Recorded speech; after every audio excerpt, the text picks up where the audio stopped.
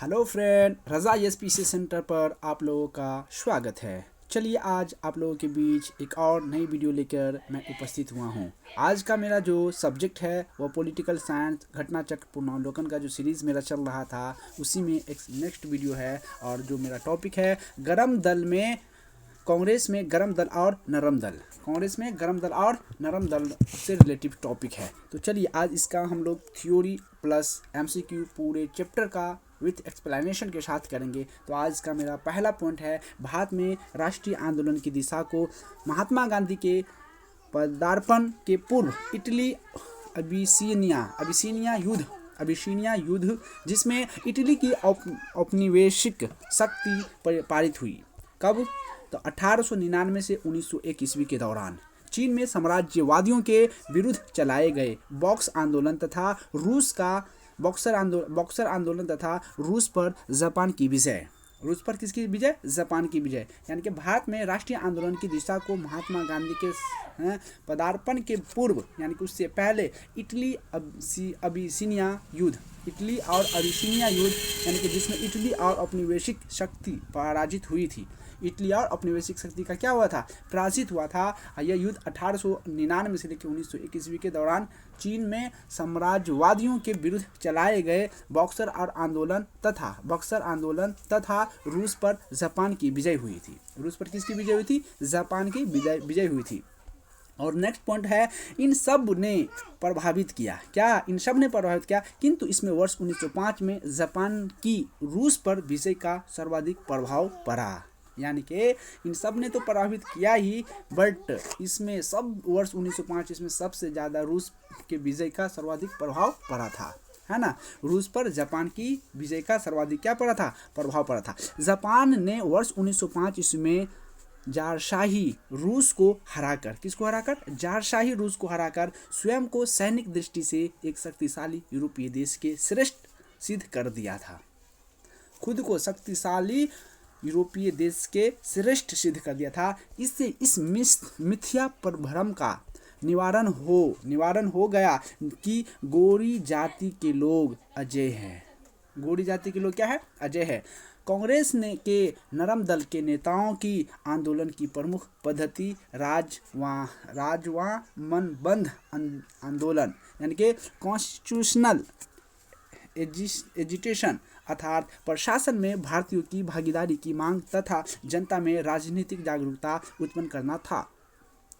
वही गरम दल के नेताओं की मुख्य मांगे अनुकूल परिघटन है ना, अनुकूल परिघटन यानी कि पैसिव रेसिस्टेंस पद्धति की थी। वर्ष 1907 ईस्वी में कांग्रेस के सूरत अधिवेशन में कांग्रेस नरमपंथी और गरमपंथी दो अलग अलग गुटों में विभक्त हो गया। यानी कि कांग्रेस का जो अधिवेशन 1907 में सूरत में हुआ उसमें नरम दल और गरम दल आपस में बट गए, विभक्त हो गए। क्या हो गए? बट गए, विभक्त हो गए। उदारवादी राजनीति या राजनीतिक भिक्षावृत्ति के युग में अधिकांश नरमपंथी नेता यथा दादा भाई नौरोजी, फिरोज शाह मेहता, दीनशा वाचा, व्योमेश चंद्र बनर्जी और सूर्यनाथ बनर्जी आदि शहरी से संबंध थे।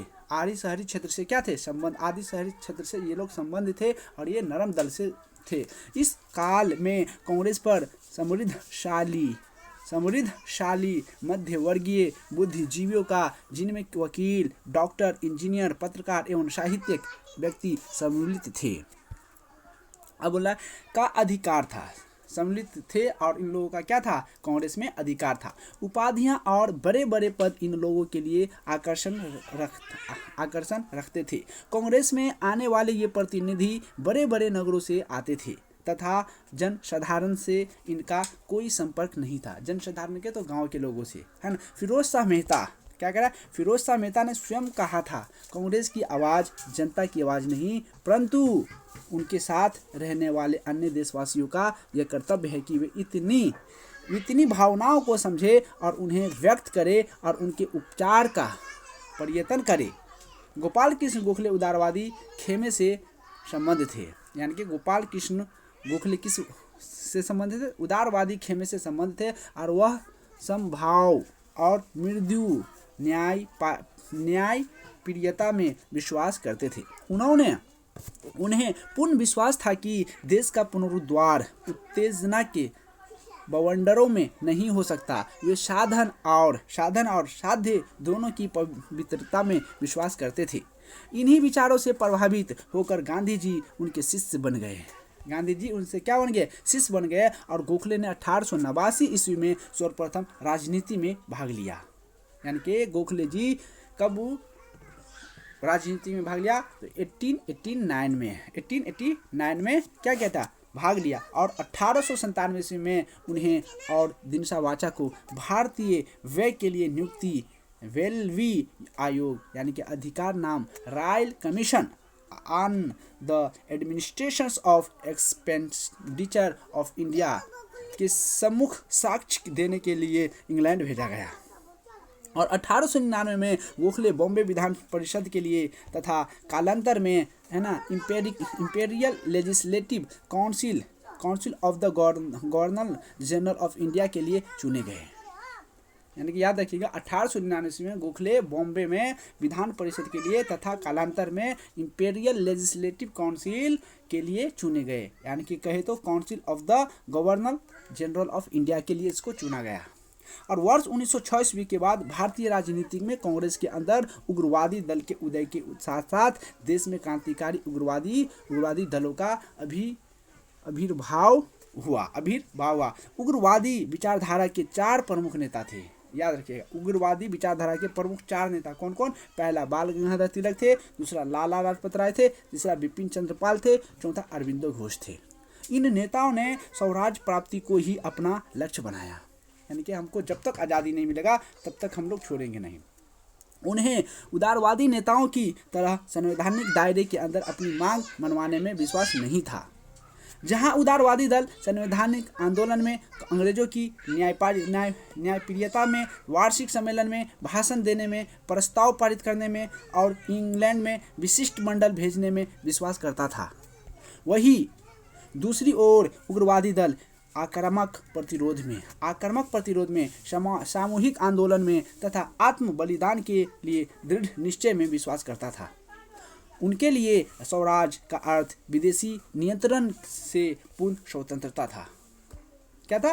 विदेशी नियंत्रण से पूर्ण स्वतंत्रता था। जबकि उदारवादी दल के स्वराज का अर्थ साम्राज्य के अंदर औपनिवेशिक स्वशासन था। लाला लाजपत राय शेर पंजाब के नाम से भी जाने जाते थे। यानी कि लाला लाजपत राय को शेर पंजाब के नाम से भी जाना जाता था। और ये भारतीय राष्ट्रीय कांग्रेस में गरम दल के नेता तथा पूरे पंजाब के प्रतिनिधित्व थे। इन्हें पंजाब केसरी भी कहा जाता है। लाला लाजपत राय, बाल गंगाधर तिलक तथा बिपिन चंद्र पाल को लाल बाल पाल के नाम से भी जाना जाता है।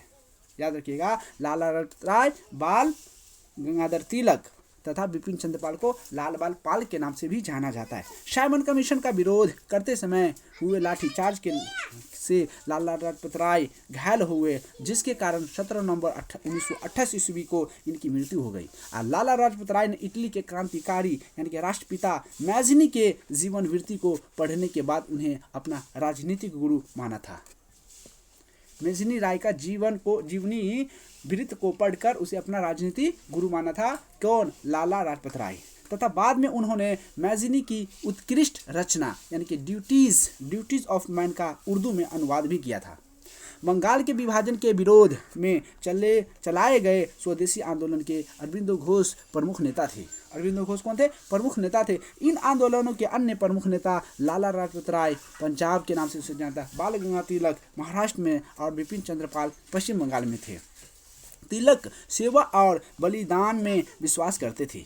बाल गंगाधर तिलक सेवा और बलिदान में विश्वास करते थे और उनमें सरकार की सत्ता को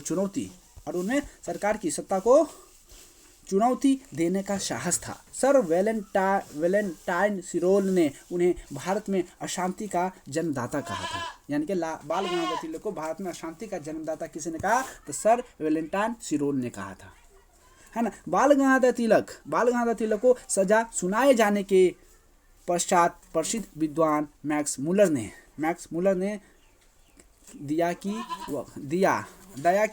की वकालत करते हुए, यानी कि प्रसिद्ध विद्वान मैक्स मुलर ने दया की वकालत करते हुए यह कहा था कि संस्कृति के एक विद्वान के रूप में तिलक में मेरी दिलचस्पी है।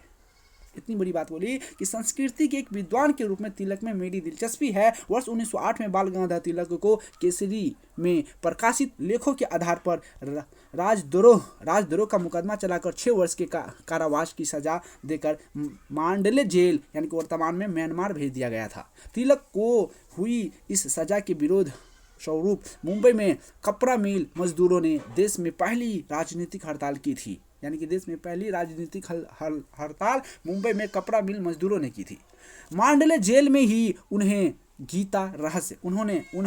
गीता रहस्य नामक पुस्तक लिखी थी। यानी कि गीता रहस्य नामक पुस्तक बाल गंगाधर तिलक ने मांडले जेल में ही लिख दिया। तिलक सांप्रदायिकतावादी नहीं थे, वे प्रथम राष्ट्रवादी नेता थे जिन्होंने जनता के निकट का संबंध स्थापित करने का प्रयत्न किया और इस दृष्टि से वे महात्मा गांधी के अग्रगामी थे, है ना। इस उद्देश्य से उन्होंने अखाड़े, लाठी कलब, गो हत्या विरोधी संभाए स्थापित की। उन्होंने महाराष्ट्र में शिवाजी महोत्सव तथा गणपति पर्व आरंभ किए ताकि जनता में राष्ट्र सेवा की भावना जागे। बाल गंगाधर तिलक की 1 अगस्त 1920 ईस्वी को मृत्यु के बाद उनकी अर्थी को महात्मा गांधी के साथ मौलाना और शौकत अली तथा डॉक्टर सैफुद्दीन किचलू ने उठाया था। मौलाना हसरत मोहानी ने इस समय शोक गीत पढ़ा। मौलाना हसरत मोहानी ने इस समय कौन सा गीत पढ़ा? शोक का गीत पढ़ा। याद रखिएगा कि बाल गंगाधर तिलक जब मरा था तो उसकी लाश को उठाने वाले कौन थे? तो मौलाना शौकत अली और सैफुद्दीन किचलू ने उनकी लाश को उठाया था। और उस समय कौन सा गीत पढ़ा था? तो शोक गीत पढ़ा था। तो मेरा जो भी वन लाइनर फैक्चुअल था हमने इस टॉपिक से कंप्लीट कर लिया। अब हम लोग एमसीक्यू की तरफ चलते हैं। तो पहला पॉइंट है एमसीक्यू में स्टेटमेंट रिलेटिव क्वेश्चन है। पहला कि महात्मा गांधी के पदार्पण से पूर्व भारत में राष्ट्रीय आंदोलन की दिशा को निम्नलिखित में से किन अंतर्राष्ट्रीय घटनाओं ने प्रभावित किया था? अभी पढ़े बाल गंगाधर तिलक से रिलेटिव चीज़ है। तो 1998 के इटली अबिसिनिया के युद्ध, ये स्टेटमेंट सही है, सही वाला चुनने के लिए बोला।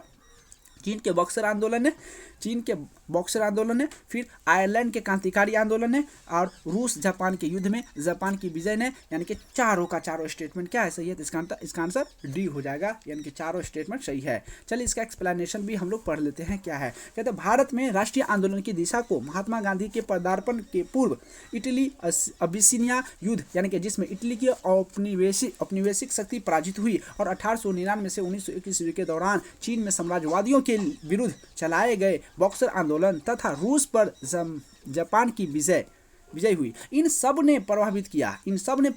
किंतु इसमें वर्ष 1905 में जापान की रूस पर विजय का सर्वाधिक प्रभाव पड़ा। जापान ने वर्ष 1905 ईस्वी में जारशाही रूस को हराकर स्वयं को सैनिक दृष्टि से एक शक्तिशाली यूरोपीय देश के श्रेष्ठ पर सिद्ध कर दिया था।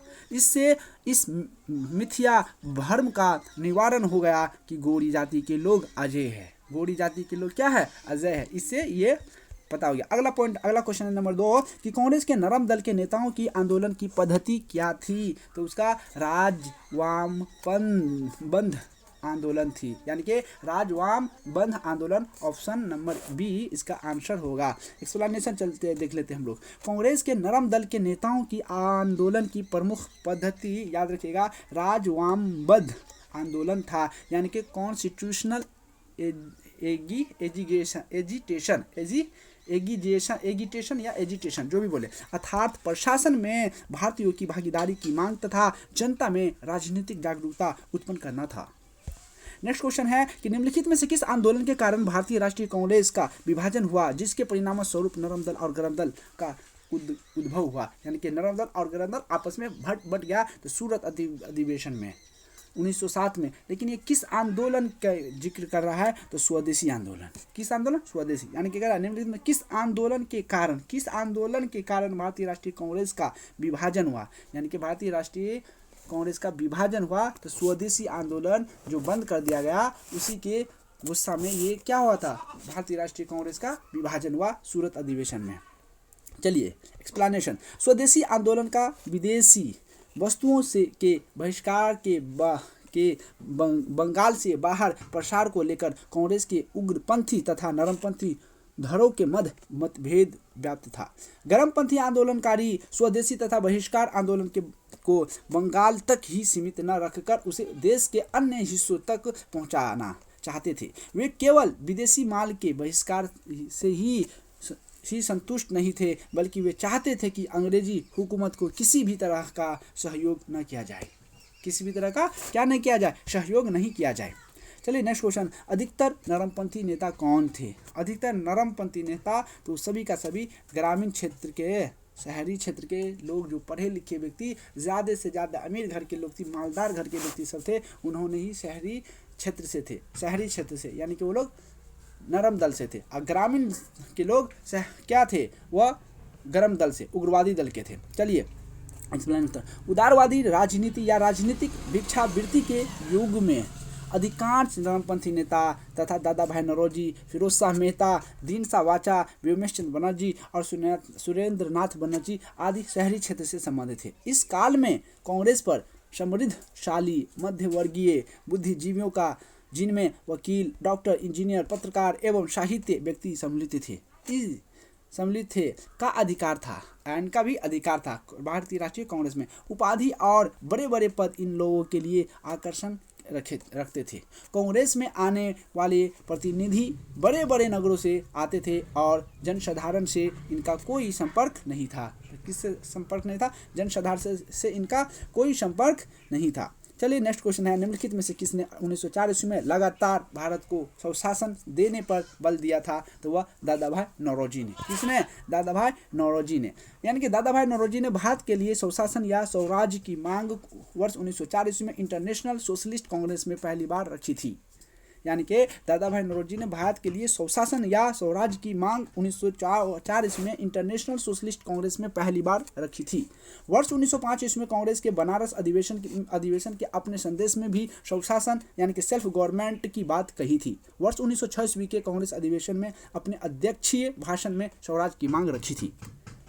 अगला क्वेश्चन है, निम्न में से कौन गर्मपंथी नहीं था? उग्रपंथी नहीं था। तो उग्रपंथी गोपाल कृष्ण गोखले उग्रपंथी नहीं थे। बाद बाकी बाल गंगाधर तिलक, मदन लाल और उधम सिंह कब उग्रपंथी थे? अगला एक्सप्लेनेशन है, गोपाल कृष्ण गोखले उदारवादी खेमे से संबंध थे। वह समभाव और मृदु न्याय प्रियता में विश्वास करते थे। उन्हें पूर्ण विश्वास था कि देश का पुनरुद्धार उत्तेजना के बवंडरों में नहीं हो सकता। वे साधन और साध्य दोनों की पवित्रता में विश्वास करते थे। साधन और साध्य दोनों की पवित्रता में क्या करते थे? विश्वास करते थे। चलिए नेक्स्ट क्वेश्चन, इनमें से कौन उग्र राष्ट्रवाद के उल्लेखनीय नेताओं में से नहीं था? उल्लेखनीय नेताओं में से कौन नहीं था? तो गोपाल कृष्ण गोखले नहीं था, बाद बाकी सभी था। चलिए अगला क्वेश्चन, निम्नलिखित में से कौन उग्र राष्ट्रवादी नेता नहीं था? उग्र राष्ट्रवादी बार बार आता है, तो जीके गोखले, है ना, जीके गोखले नहीं था। फिर अगला क्वेश्चन, किसने भारतीय राष्ट्रीय कांग्रेस पर प्रार्थना याचना तथा विरोध का राजनीति करने का आरोप लगाया था? प्रार्थना याचना और इसका विरोध करने का था बाल गंगाधर तिलक ने। किसने? तो बाल गंगाधर तिलक ने ये आरोप लगाया था और बोला था। चलिए, वर्ष 1906 ईस्वी के बाद भारतीय राजनीति में कांग्रेस के अंदर उग्रवादी दल के उदय के साथ साथ देश में क्रांतिकारी उग्रवादी दलों का आविर्भाव हुआ। उग्रवादी विचारधारा के 4 प्रमुख नेता बाल गंगाधर तिलक, लाला लाजपत राय, बिपिन चंद्र पाल और अरविंदो घोष, इन नेताओं ने स्वराज प्राप्ति को ही अपना लक्ष्य बनाया और उन्हें उदारवादी नेताओं की तरह संवैधानिक दायरे के अंदर अपनी मांगे मनवाने में विश्वास नहीं था। तिलक ने कहा कि हमारा उद्देश्य आत्मनिर्भरता है। हमारा उद्देश्य क्या है? आत्मनिर्भरता है, भिक्षावृत्ति नहीं। उन्होंने कांग्रेस पर प्रार्थना याचना तथा विरोध की राजनीति करने का आरोप लगाया था। किसने? तो बाल गंगाधर तिलक ने। और किसने भारतीय राष्ट्रीय कांग्रेस के विरुद्ध अनुनय, विनय और विरोध की राजनीति का दोष लगाया था? वही लगाया था बीसी तिलक ने लगाया था, बाल गंगाधर तिलक ने लगाया था। अगला क्वेश्चन है, कांग्रेस की प्रार्थना और याचना की नीति का अंत तोगवता समाप्त हो गया था। कब? तो बाल गंगाधर तिलक के नेतृत्व में समाप्त हो गया था। यही क्वेश्चन है, कांग्रेस नेतृत्व की निवेदन नीति की असफलता ने देश के अंदर और खुद कांग्रेस के अंदर असंतोष पैदा किया। ब्रिटिश सरकार द्वारा लगातार कांग्रेस के प्रति अपनाई जाने वाला उपेक्षापूर्ण नीति ने कांग्रेस के युवा नेताओं जैसे कि बाल गंगाधर तिलक, लाला लाजपत राय, बिपिन चंद्र घोष, अरविंदो घोष से आंदोलित किया, है ना, तो अंदर से आंदोलित किया। इन युवा नेताओं ने उदारवादी नेताओं की राजनीतिक भिक्षावृत्ति में कोई विश्वास नहीं जताया। उन्होंने स्वराज प्राप्ति को अपना मुख्य लक्ष्य बनाया। बाल गंगाधर तिलक इस विचारधारा के अग्रदूत थे। उनके नेतृत्व में कांग्रेस की प्रार्थना और याचना की नीति समाप्त हो गई। चलिए नेक्स्ट क्वेश्चन है, भारतीय राष्ट्रीय कांग्रेस को किसने भीख मांगने वाली संस्था कहा था? तो वही बाल गंगाधर तिलक ने।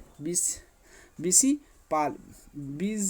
पाल ने। उग्र विचारधारा वाले नेताओं ने कांग्रेस के बारे में नकारात्मक टिप्पणियां की। उनमें से एक बिपिन चंद्र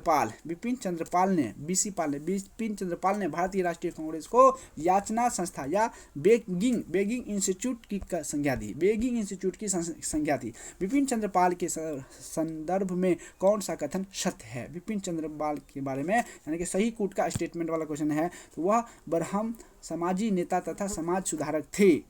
बिल्कुल बात सही है, ये थे। न्यू इंडिया नाम की साप्ताहिक पत्रिका प्रकाशित किया था, ये भी बात सही है। तो 1 और 2 दोनों सही है। इसका एग्जैक्ट आंसर क्या हो जाएगा? ए और बी दोनों ए नंबर। बिपिन चंद्र पाल ब्रह्म समाज से जुड़े थे। वह समाज सुधारक और राष्ट्रवादी थे। उनका उल्लेख अक्सर लाल लाजपत राय और बाल गंगाधर तिलक जैसे गर्मपंथी राजनेताओं के बाद लिया जाता है। इन्होंने वर्ष 1921 में न्यू इंडिया नामक साप्ताहिक पत्रिका को माध्यम से पंथ निरपेक्षता, राष्ट्रवाद और वर्गतावाद की घोषणा की। अतः स्पष्ट है कि दोनों कथन सत्य है। सत्य है। अगला, भारतीय राष्ट्रीय आंदोलन गर्मपंथियों के प्रभावी आया। कब आया प्रभावी? 1906 ईस्वी में। कब आया? 1906 ईस्वी में प्रभाव में आया। और 1906 ईस्वी के बाद भारतीय राजनीति में कांग्रेस के भीतर गर्म दल का प्रभाव पड़ा। गर्म दल का नेतृत्व प्रमुख कांग्रेस नेताओं बाल गंगाधर तिलक, लाला लाजपत राय और बिपिन चंद्र पाल तथा अरविंदो घोष ने मिलकर किया। इन नेताओं ने स्वराज को अपना लक्ष्य बनाया। तिलक ने नारा दिया, स्वराज मेरा जन्मसिद्ध अधिकार है और मैं इसे लेके रहूंगा। पिरुला निम्नलिखित में से कौन सा नेता कांग्रेस के गर्म दल से संबंधित है? गर्म दल से संबंधित था, तो वह अरविंदो घोष जो है वह गर्म दल के संबंधों से क्या था? संबंधित था। चलिए, तो आज हम अपना क्वेश्चंस आप लोगों के लिए बीच में यही ख़त्म करते हैं। नेक्स्ट वीडियो में मिलेंगे हम लोग।